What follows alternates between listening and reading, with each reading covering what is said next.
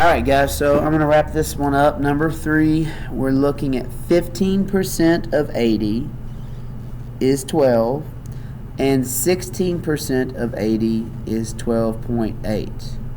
Alright, so we have to find each of these percentages of 80. So it might help you to think like the double number line that we did on the previous problem, where you had, this number, 12, right, is representative of this particular percentage, which in this case was 15%.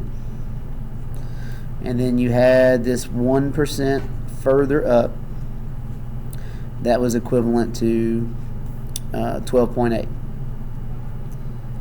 Alright?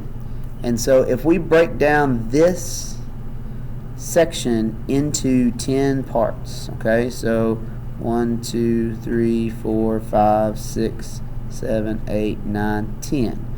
If we break this up into 10 parts, that means this distance is going to be broken up into 10 pieces, okay? And we covered in this length, from there to there, we covered 8/10. So by breaking it up into 10, we're just moving it over to 0.08. So that means that this mark right here would be 12.08.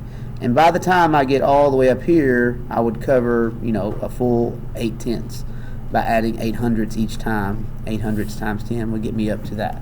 So that means that 1/10 past 15%, which is this mark right here, is what I just found, which would be 12.08. Okay?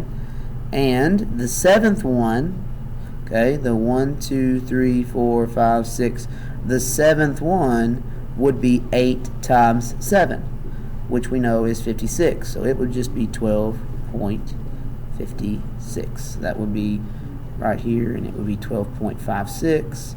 Not quite to the 12.8 yet, but we're just breaking down like within that 1 percentile. And then in between that, we look at the range, and we divide it up by how many parts we broke it up into, which is always 10, which is easy because it's just a decimal move. And that's number 3.